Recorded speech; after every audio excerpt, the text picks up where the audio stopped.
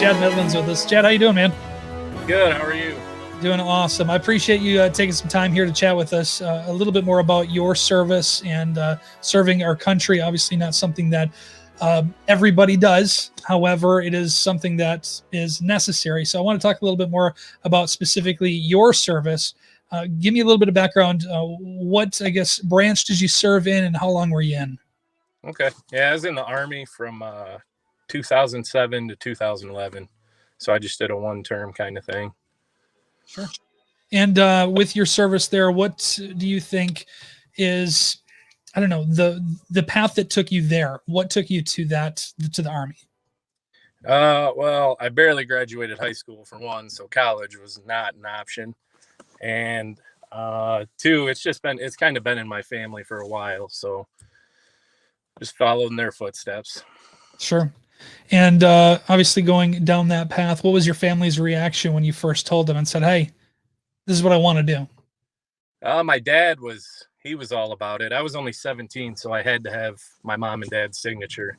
My dad was all about it. My mom was a little skeptical, but the recruiters did their job and talked her into it too. So. Well, there you go. And now, obviously, being able to look back on your time and say, you know what, that was something I was glad I did. Would you do it again if you had the opportunity to even go longer? Would you do that? Oh yeah. Every day I wake up regretting getting out. I wish I would have stayed in, but I got out for my family, and I would definitely do it again if I could. My knees don't allow me to anymore, though. That happens when we get a little older, doesn't it? Yeah, no kidding. Well, talk to me a little bit more about what it was like at, again, 17 years old, making the decision to sign up for this. What was it like to, join with these other people that are around you before you actually got to know each other? Was it a little intimidating, maybe? Yeah. I mean, I always grew up knowing everybody. Especially Eau Claire was a small town. I grew up in Stevensville, and then I would go to my dad's every other weekend in Eau Claire. So it didn't take me long to get to know everybody in Eau Claire. And then when I got into high school, I moved over there. So once I joined the Army and showed up with all these, like you said, people I didn't know, it was like, and some of them, that was the time when they were taking anybody. So people with neck tattoos and all that stuff. It's like, man, am I in prison or where am I at? Yeah. So let's talk a little bit more about after you got in and maybe you got a little bit better feel of what it was going to be like. Obviously, boot camp is something that everybody loves. They look forward to it, and it's the highlight of their career, right? Is that right? Yeah. Yeah. You could say that, I guess.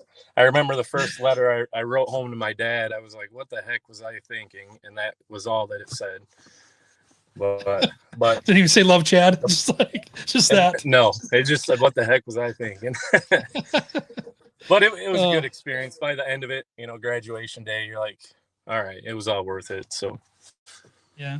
Well, tell me a little bit more about maybe what your role was when you were in there. What job did you have? So I went in as an excavators. And then when we deployed, we actually cross-trained with the combat engineers, and we did route clearance, which we drove down the road looking for roadside bombs, and we cleared them for the convoys that were coming through. So, wow, yeah, it was a little different, a little change of pace. Yeah, it seems pretty scary to think about going down the road and you're purposely looking for these. You must be a damn good hunter. Is that right? You can see these things from miles away. Is that how it works? Yeah, I can see them from miles away. They just won't come in close enough when I'm hunting.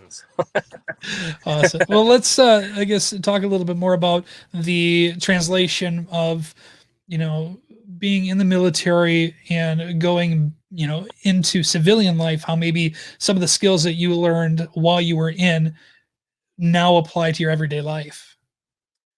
Uh, Not so. I mean, before I took on a new job last year, doing something completely different than what I have been doing. All I ever did was operate equipment and drive trucks. So that crossed over to help me, I would say, job interviews and applications, maybe a little bit with the experience. Now I do power line construction, which the only operating it really requires is drilling holes for the poles to go in. Um, so I guess that helped, the discipline for sure. Um, and yeah, that's about it. Sure. When you look back on your service and the time that you spent in the military, and then thinking about what maybe people don't really realize or know that you sacrificed, that you had to give up, that you had to put on hold, that everybody else maybe still gets to do on a daily basis.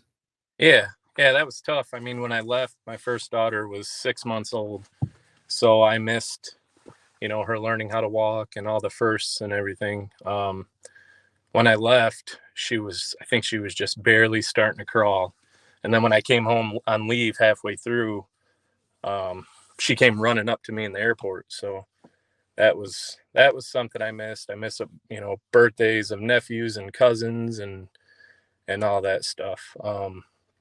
My dad had found out that he was sick while I was overseas, so I missed that. Luckily, he got through it, and he's cured 100% now. But just all those little things you miss start to add up.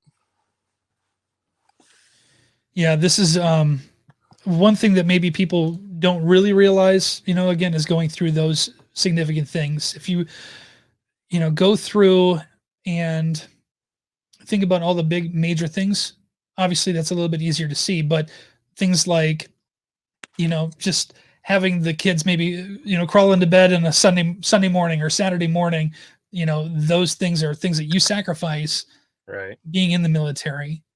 right. And thank you doesn't seem like it's enough, for that sacrifice. Yeah, I mean, it. I guess I look back to how like the Vietnam vets were treated when they came home. So whenever I get that whole thank you and all that, it's, for one, you don't really know how to respond. It's like, okay, thank you. And they're like, no, thank you. It's like, all right, are we going to do this back and forth? No, But thank you. yeah, Thank you. right. But I just think, I'd go to the Legion and listen to some of the Vietnam vets talk, and how they were welcomed home. Welcomed was completely different than how we were. I mean, we still had our, I don't know how to be politically correct. So we still had people that didn't, support us, but nothing like what the Vietnam vets went through. You did a pretty good job there, Nish. Skating around that one. One thing I noticed here from our conversation too. Hold up your hand real quick. I want to see that ink that you got there. Oh yeah, yeah. So explain to me what it was that made you say, you know what, this is what I want here on my hand. Well, I've got a heck of a tattoo artist, so anytime I want anything, I just kind of give Preston an idea, and he just runs with it. Um, my left arm for the most part is dedicated to buddies that I've lost, and the patriotism and stuff. So he's like, well, I haven't added a flag yet, so let's add a flag, and that's where we went with it. Yeah. Well, it looks pretty awesome, but it's kind of we'll say a memorial and a tribute all at the same time. Yeah, yeah. For somebody who is listening to this and they're watching this and they're saying, you know what, the Army is something that I'm considering. What would you tell them about your service, or whether or not they should or should not join? Do it, do it. Uh, I've got buddies to this day who will say, I chickened out, or I was going to, but I didn't, and I regret not going. And I mean, it's you're taking that chance, but you're gonna build a pretty good, quite a few, friendships that you just can't find anywhere else. I'm lucky enough back home. I found a few good buddies that I would go to war with, and they remind me they're just like the guys that I'd served with. So, but yeah, do it. The experience. You get to travel a lot. Sometimes you probably don't want to, but looking back on it, you'll be glad that you did it. Worldly experience is something that you really can't put a price tag on. You'll see things in a completely different light, right? Right. Oh yeah. Yeah. Make you appreciate a lot more. Yeah, exactly. So, Yeah. well, Chad, I appreciate obviously you taking the time here to chat with us and talk to us a little bit more about your service. Is there anything else that you want to say, just in general, about the time that you spent serving your country and overseas, or is there a story or anything that stands out about the time you're there besides the boot camp letter? I guess just like I said, being overseas makes you appreciate a lot more. I mean, lately it's been irritating with everything going on and everybody feeling so upset about the way things are going. And um, I mean, a lot of people really don't know what a tough life is. And I'm not saying I had a tough life, but being overseas, you see people living a tough life every single day and fighting to stay alive. So um, things here aren't that bad. I know it's crazy times right now, but we gotta stick together, man. That's what I keep telling everybody, that I've lost buddies to overseas and stateside to taking their own lives because of things they've seen and gone through. So we just got to stick together, and it's really not that bad.